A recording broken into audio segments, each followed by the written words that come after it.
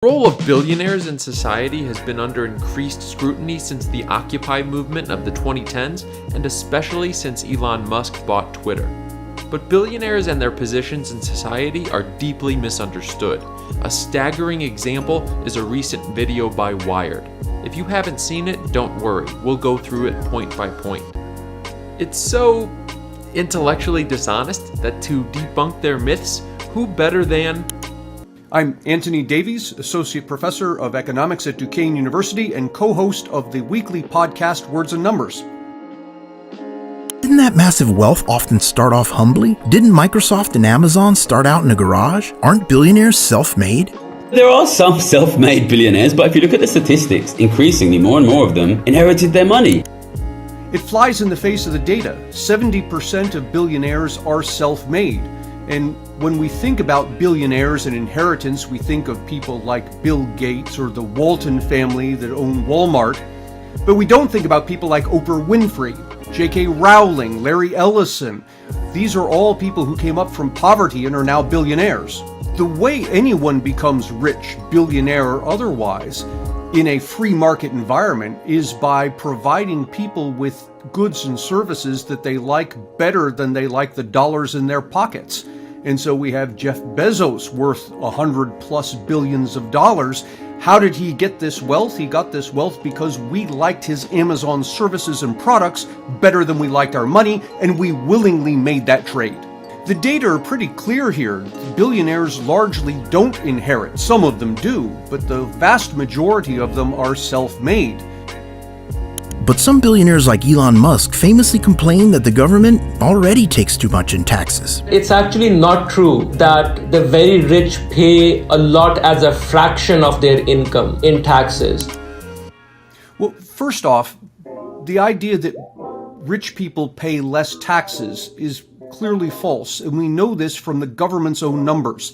Every year, the Congressional Budget Office produces a report that details how much each of the various income classifications from the poor up to the top 1% pay in taxes and how much they earn. And if you look at those numbers, what you see is year after year, when you count for all income, whether it's wages or passive income, capital gains, dividends, whatever it is, take all of the income that people earn and look at that in relation to the total federal taxes they pay. And here again, all federal taxes, income taxes, capital gains taxes, payroll taxes, inheritance taxes, the whole thing. Ask yourself, at the end of the day, when all the dust settles, what fraction of their total income did people actually pay to the IRS? And the Congressional Budget Office tells us that typically a household in the top 1% pays about 30% of its income to the federal government in taxes. A typical middle-income household pays about 15%, and a typical poor household pays about 2%. So right there, you see that this is completely false, that somehow the rich are being taxed at a lower rate. And all of that ignores completely what we call transfers, that is, money that the government gives to people. If you account for transfers, the poorest households are paying negative 130%. That is, they're receiving from the federal government more money than they pay in. The typical middle-class household is round about negative 10%. They're also receiving, on average, more from the federal government than they pay in. Meanwhile, the top 1% are still at about 30% tax. So when you think about both taxes and transfers, money the government takes and money the government gives back, when you're done, really, it's only the top 40% of households in this country who are net payers to the federal system. These people become a black hole for wealth, and they start to suck the wealth out of the economy.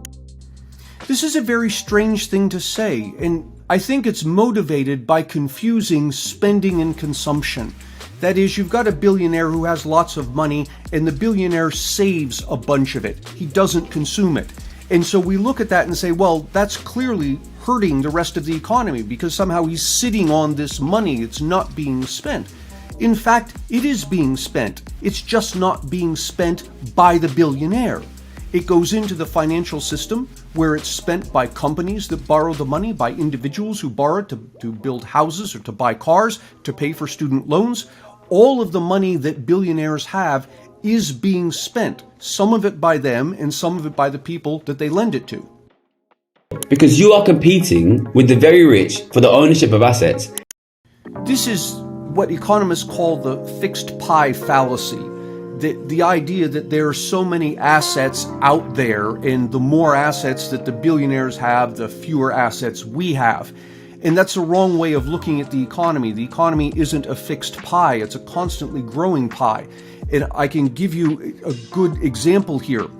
If you look at the human race from year 1 to year 1200, it took those 1200 years for wealth on planet Earth to double. It then took another 500 years for wealth on planet Earth to double again, then 100 years to double again, and then 50 years to double a fourth time, and that only brings us up to the early 1900s. Today, worldwide wealth, and that's adjusted for inflation, doubles every 10 years. And within a generation, it's going to be doubling every 3 to 5 years. The pie is growing. And yes, billionaires are taking a larger slice, but so are the rest of us, such that today, the median family in the United States earns, adjusted for inflation, about 4 times what the median family in the United States earned in 1913. The economy is an ecosystem. Just like you have trees and birds and worms and bugs all playing the various roles that they play, each one is integral to the ecosystem. We look at the trees and they're the big things that we see. They're like the billionaires. It's harder to see the little bug that's crawling around, but if you lose the bug, the thing that eats it dies, and the thing that eats that dies, and before you know it, now the tree dies. An economy is very much like that. We're all integral players. Some of us are more press-worthy than others maybe, but we're all important in that, and we all contribute something. To say to one part of the ecosystem, the tree, you shouldn't be here because you're taking resources that could go to other parts of the ecosystem, is to misunderstand the interrelationships going on there. And yes, you can take the tree out, and for a short while, there may actually be more resources for the other animals and bugs and whatnot, but long term, they're all going to die. They're going to die because they rely on that tree in the same way the tree relies on them. The fact that the tree is bigger than the bug is not an indication the tree has taken something from the bug. It's simply an indication of the magnitude of what the tree is offering to the ecosystem. In the 50s, 60s and 70s, top rates of tax, estate taxes and income taxes were massively higher. And that was a period where the economy was growing, where ordinary families could buy houses, where standard of living was good for ordinary people. Well, first off, the standard of living in the United States, forget about the average, look at about the person in the middle, the household in the middle. The standard of living for the median household today is far higher than it was in the 1950s. Secondly, when we think about inequality, there are a couple of problems here, and both of the problems come from the numbers generated by the Census Bureau. The Census Bureau changed how it calculates inequality in the early 1990s. And that change caused the numbers to increase. But the Census Bureau did not go back and recalculate the pre-1990 numbers. So when you look from the 1950s up to the present, you see this huge jump in inequality.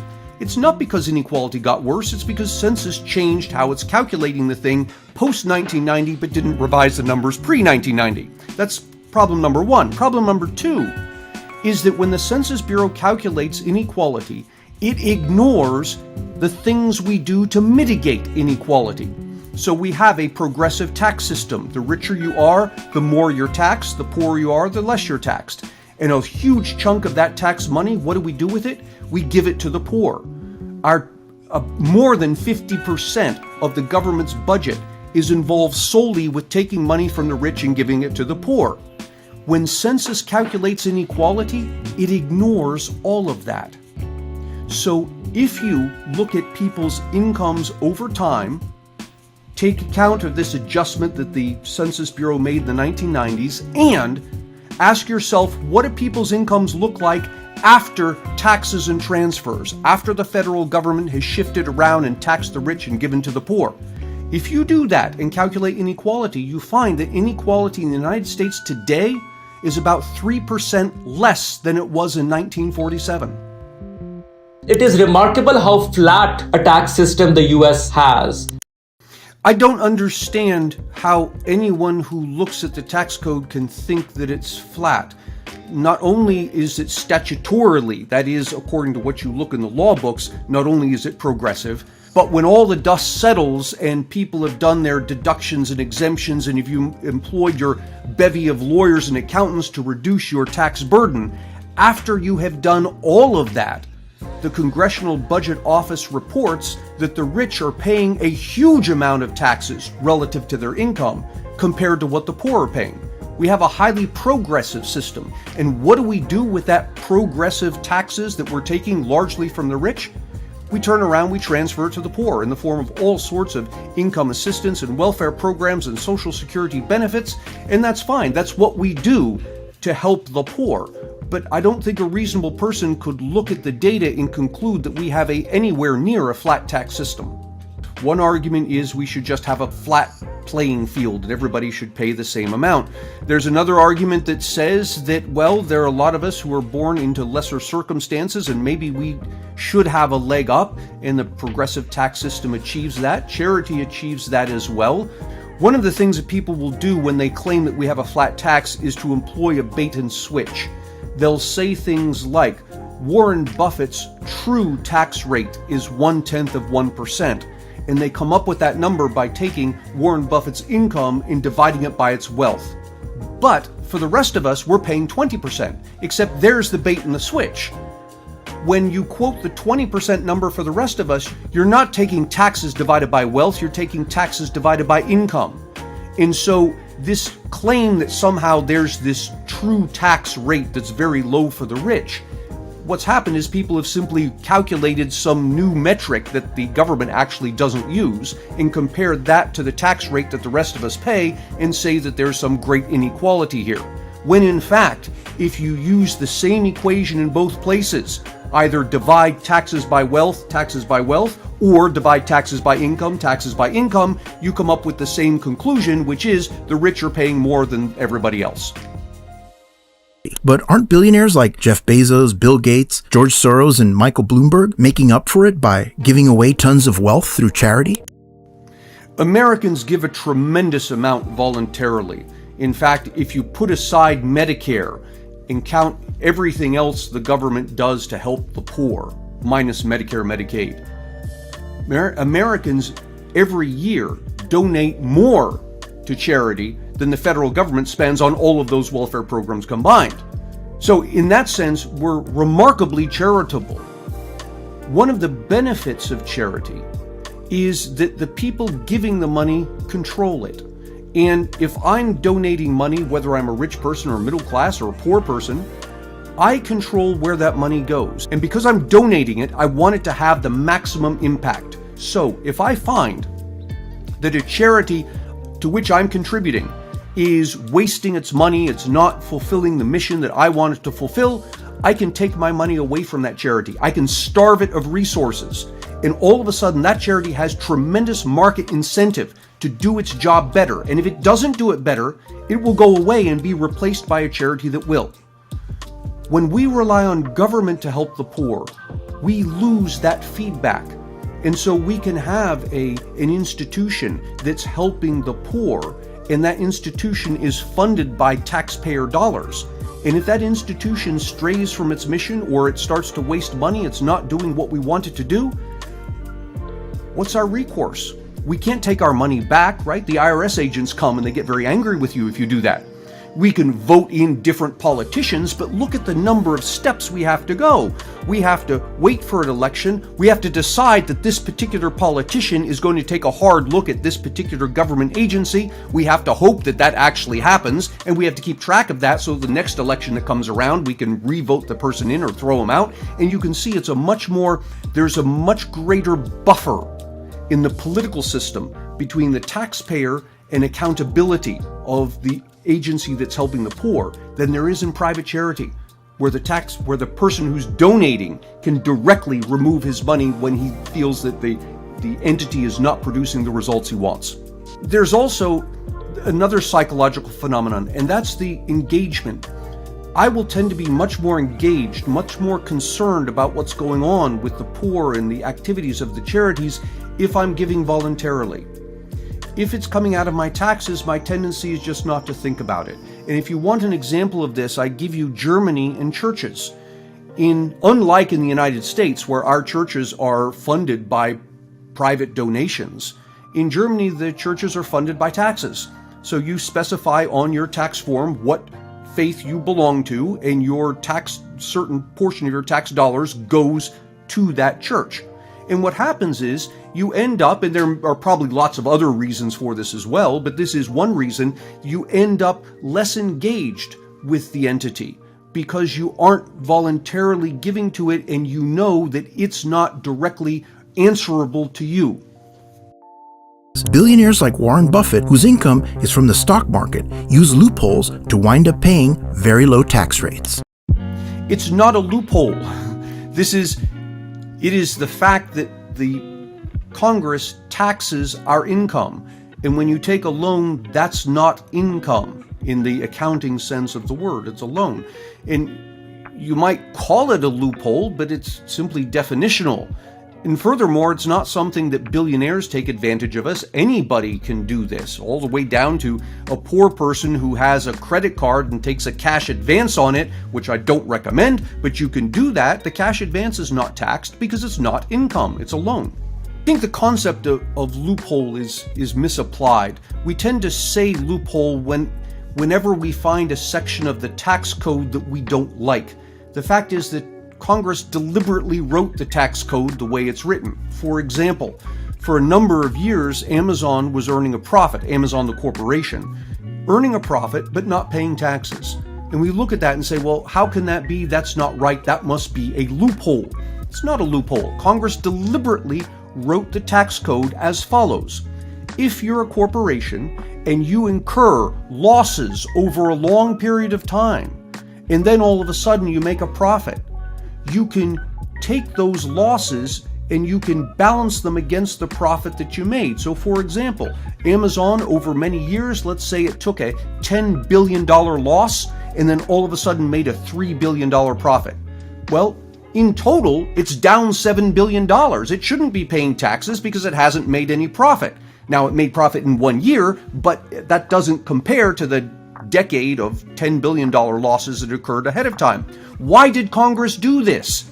It wrote the tax code like that precisely to give startup businesses some runway, some ability to incur losses, and then when you finally turn the corner, your company's doing well, you make your first profit, we're going to lay off you a little bit. We're going to let you get some air under your wings before we start taxing you. How much air are we going to give you? Well, once your total profits balance out with those losses that you incurred earlier, from that point forward, then we'll tax you. This was deliberate on Congress's part. Now, you might not like it. If you don't like it, you can call it a loophole, but it's not a loophole. It's deliberately written. The billionaires, they own the corporations, they own the land, so of course they get to control who works or not. That's not the case at all. Jeff Bezos, prior to his divorce, owned 11% of Amazon, and my guess is that's probably been cut close to half. So now he's probably around 5 to 6% of Amazon. Bill Gates owns 2% of Microsoft. Elon Musk purchased Twitter, and we imagine him purchasing the entire company. Actually, he purchased 8% of it. So to equate the company with the billionaire is actually false. Now, that's not to say that the billionaires don't have, when they own that much stock, they do have some substantial influence on the behavior of the corporation. But they don't own the corporation in that sense. And in fact, this raises an important question. If, for example, Bill Gates only owns 2% of Microsoft, who owns the other 98%? And the answer is the rest of us. We all do. Some of us own stock directly. A lot of us, over 50%, maybe 60% of Americans, own stock either directly or indirectly through a pension fund or retirement fund. Most people who invest own at least some shares of Microsoft. That means we're all owners of Microsoft. Who is Microsoft? Well, 2% of Microsoft is Bill Gates. The other 90% is us. Increasingly, a big part of the thing that they own is technology, and increasingly because of automation, they don't even need that many workers. They don't need human workers because they're replacing them with robots. And that is correct. Automation does destroy jobs, but it also creates jobs. So automation in Amazon's factory replaces workers who physically move boxes from one place to another. Now robots move the boxes from one place to another. So while we have lost the jobs of human beings moving boxes, we have gained jobs of human beings who design, who build, who install, who maintain those robots. And in fact, if we look back on the 20th century United States, we find that from the early 1900s up until today, the number of jobs in the United States has grown from about 40 million in the early 1900s to 150 million today. That despite massive amounts of automation. If it were the case that automation on the net destroys jobs, we should see fewer than 40 million jobs in the United States today, not 150 million that we do see. And someone might say in response, okay, well maybe we have more jobs in the United States, but they pay less than they did in the early 1900s. And that's completely false. Compared to a century ago, the typical American household, by typical, I forget about the top 1%, let's take the guy in the middle, solid middle-class household today, earns about 4 to 6 times what a solid middle-class household earned back in the early 1900s, and that's after adjusting for inflation. Their actual purchasing power, the standard of living today, is 4 to 6 times for the middle class what it was for the middle class in the early 1900s. Now that their debunking effort has itself been debunked, what should Wired do next? Some of the things that Wired said in the video are correct and worth talking about. For example, billionaires co-opting the government. You need to understand that these people, they have political influence. Yes, and that's the great irony. When you see a problem of the rich being able to co-opt government, our natural reaction is we need to stop that, which we do, but we tend to turn to government and say the government needs to stop this, but the government is the problem in the first place. So if we grant government more power, more authority, for the purpose of stopping billionaires from co-opting government, all we do is create more power and more favors that politicians and bureaucrats can sell to billionaires. And so you end up actually achieving the opposite of what you want to achieve. And you get there because you misidentify the root problem. You think that the root problem is somebody acquiring billions of dollars. The root problem is a government that isn't constrained by its constitution and can do all manner of things it shouldn't be doing. When money can buy power, you have a problem. But the problem isn't the money, the problem is that there's power for sale. And generally, you get power for sale when you have a government that is blown past its constitutional constraints. The idea of a constitution is to draw a fence around the government and say the government may not act outside of these boundaries. Well, if those boundaries are no longer there, then the government can do all manner of things. And if the government can do all manner of things, politicians and bureaucrats have the ability now to sell favors to rich people. It's the selling of the favors that is the problem, not the money that's the problem.